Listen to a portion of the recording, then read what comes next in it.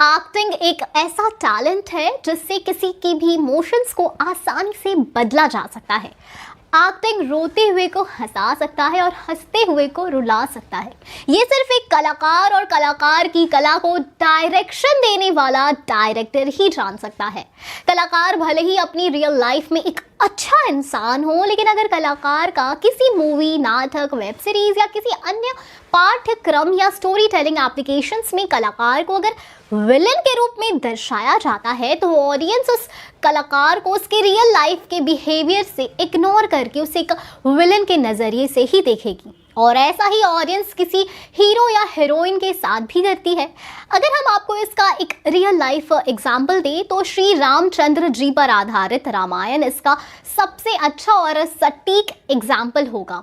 जब रामचंद्र जी की रामायण आई थी और जनता ने उसमें राम, सीता और रावण को देखा, तब उन्होंने राम, सीता, लक्ष्मण, हनुमान, रावण इन सब के कलाकारों को असल जिंदगी में भगवान मानना शुरू कर दिया था।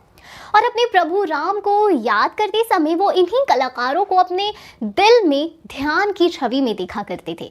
और इसी तरह विलन रावण को भी वो रियल लाइफ में रावण समझने लगे और एक दफा तो रावण का रोल निभाने वाले कलाकार को जनता ने अयोध्या में प्रवेश करने से भी इनकार कर दिया था।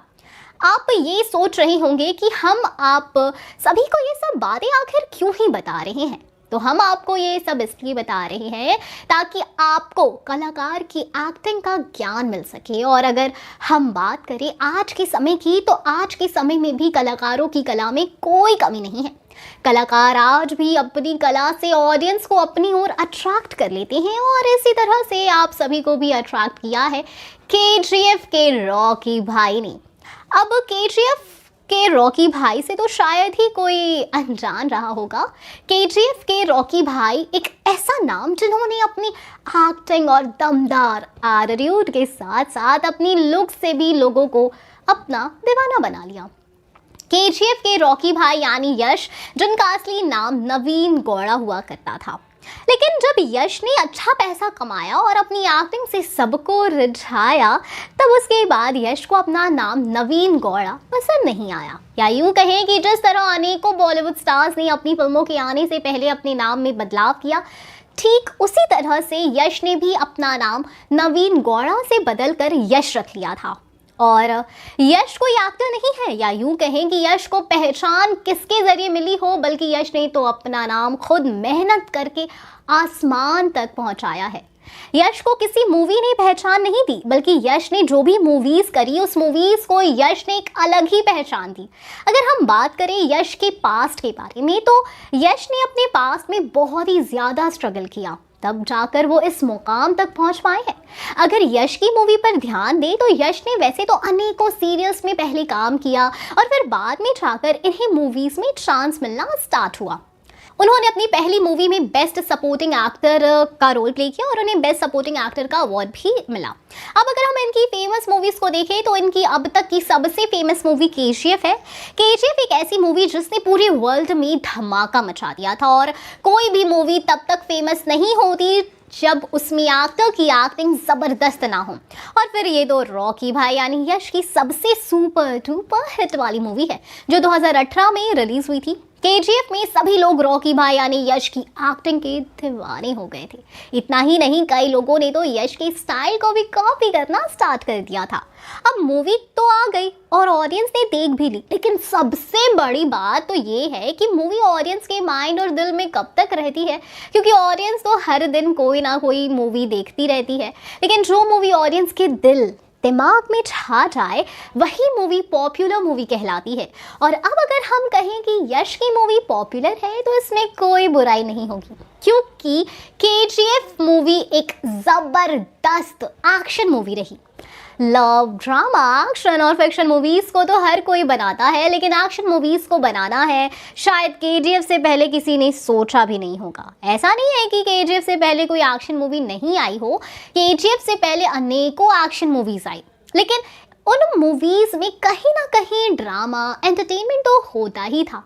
अगर हम बात करें इमोशंस की, तो इमोशंस तो केजीएफ मूवी में भी दिखाया गया है। बल्कि अगर हम ये कहें कि केजीएफ मूवी में इमोशनल मूवी है, तो ये कहना गलत नहीं होगा, क्योंकि पूरे केजीएफ में रॉकी भाई सिर्फ अपनी माँ को दिए वादे को पूरा करने के लिए सभी से लड़ाई करता हुआ दिखाया जा रहा। तो ये कहना कहीं भी गलत नहीं होगा कि केजीएफ मूवी एक एक्शन एंड इमोशनल मूवी है। अगर हम बात करें केजीएफ के डायरेक्टर की, तो केजीएफ के डायरेक्टर प्रशांत नील है, और प्रशांत नील केजीएफ का एक पूरा यूनिवर्स बनाने वाले हैं, और उस यूनिवर्स का नाम वो मॉन्स्टर यूनिवर्स रखने वाले हैं।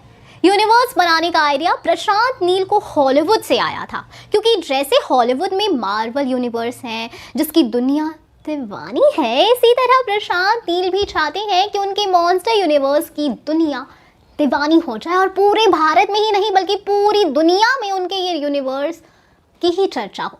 अगर हम बात करें प्रशांत नील यूनिवर्स की मूवीज़ के बारे में, तो ऐसा माना जा रहा है कि प्रशांत नील ने अपने यूनिवर्स में केजीएफ को तो रखने ही वाले हैं, इसके साथ साथ बगीरा, सालार जैसी मूवीज़ को भी रखने वाले हैं। और अगर हम बात करें केजीएफ चैप्टर 3 की कहानी के बारे में, तो ऐसा माना जा रहा है कि केजीएफ चैप्टर 3 की कहानी सालार मूवी से जुड़ी होगी, क्योंकि केजीएफ का एक कैरेक्टर फरहान के ऊपर सालार मूवी को बनाया जा रहा है, और फरहान केजीएफ मूवी में रॉकी का बहुत बड़ा फैन था, जिसे अधीरा मार देता है। लेकिन ऐसा माना जा रहा है कि फरहान मरा नहीं है, वो सालार मूवी में वापस लौट कर आया है। इसका हिंट सालार मूवी में सालार मूवी के हीरो की माँ को देकर लगाया जा रहा है। केजीएफ चैप्टर 3 में फरहान रॉकी को बचाएगा, क्योंकि फरहान रॉकी का फैन जो है, और फरहान रॉकी को अपना आइडल भी मानता है, तो गुरु को बचाने के लिए उसका चेला तो ज़रूर आएगा ही आएगा। और सूत्रों के मुताबिक खबर ये भी मिलती है कि केजीएफ चैप्टर 2 में रॉकी जब अधीरा को मारने के लिए फोर्स लेकर आता था, वो फोर्स शायद फरहान का ही हो। अगर हम बात करें केजीएफ चैप्टर 3 की रिलीज़ होने की, तो एक इंटरव्यू में केजीएफ के एक्टर यानी रॉकी भाई यानी यश ने खुद ये बताया था कि केजीएफ चैप्टर 3 ज़रूर आएगा, लेकिन उसके आने में थोड़ा सा वक्त लग जाएगा, और बहुत कुछ था जो चैप्टर 2 में रह गया था, जिससे वो चैप्टर 3 में ज़रूर दिखाएंगे। तो क्या आपको इंतज़ार रहेगा केजीएफ 3 का? बताएं हमें कमेंट सेक्शन में। हम फिर मिलेंगे एक नई वीडियो के साथ, तब तक खुश रहें एंड सेफ रहें। Thank you.